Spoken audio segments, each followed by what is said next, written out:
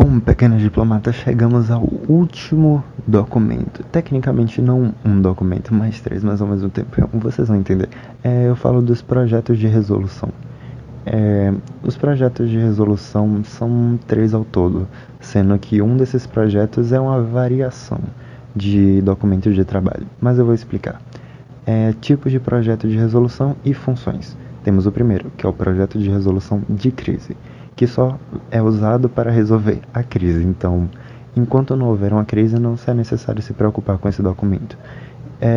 Geralmente nesse documento se apresenta de uma forma normal, que se apresenta um documento de resolução, que vocês vão ver no final, uma imagem, e simplesmente vai ter os tópicos trazendo a explicação do documento, do que está acontecendo, qual é a crise. O 2 geralmente é para explicar como está afetando, e o tópico 3 ou mais é para trazer medidas.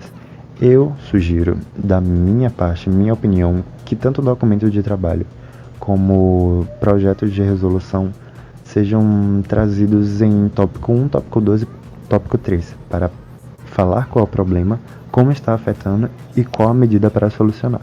É claro que podem existir outras medidas e podem ser trazidas em seguida, mas eu sugiro que não se utilize muitos tópicos apenas para explicar o problema, pois isso apenas vai deixar o documento muito grande.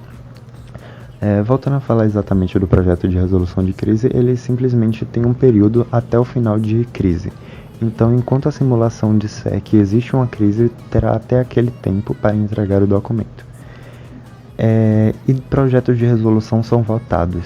Sim, todos. Mas existe uma questão. Projetos de resolução de crise e de comitê são votados geralmente ou pela mesa ou pelo CSNU, que é o comitê onde passa tudo no final. Mas o documento de resolução de tópico que eu vou falar agora, ele é votado pelos membros do comitê. O que esse documento faz?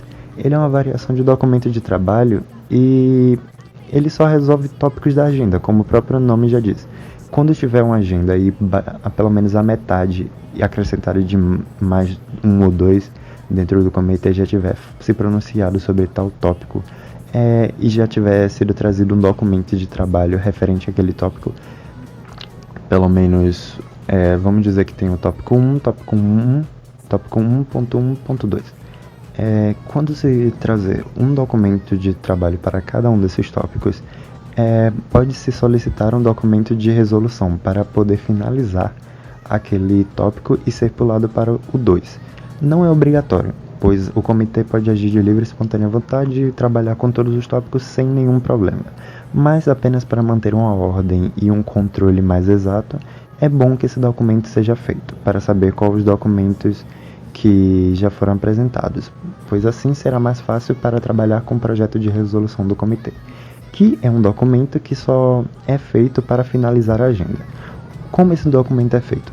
Todos os documentos de trabalho dentro do comitê devem ser apresentados dentro desse projeto de resolução, pois a resolução da agenda implica que todos os documentos de trabalho apresentados foram votados para que aquilo seja aceito. Se foi aceito, então problemas foram resolvidos.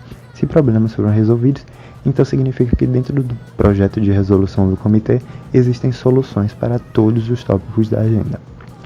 Então, quando se apresentar um documento de trabalho até tópico 1, você pode fazer o documento de resolução de tópico, e quando finalizar todos os tópicos, você pode simplesmente pegar todos os projetos de resolução de tópico e colocar dentro do resolução de comitê, assim finalizando totalmente de uma forma mais rápida e tranquila para acelerar o lado do comitê.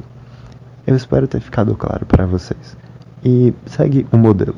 E então finalizamos os documentos. E é isso. Só para deixar claro, os próximos vídeos serão sobre a participação em si, como se comportar, quais tipos de uso, o que são pontos, o que são moções, esse tipo de coisa, dentro de um debate. E é isso. Até logo, pequenos diplomatas.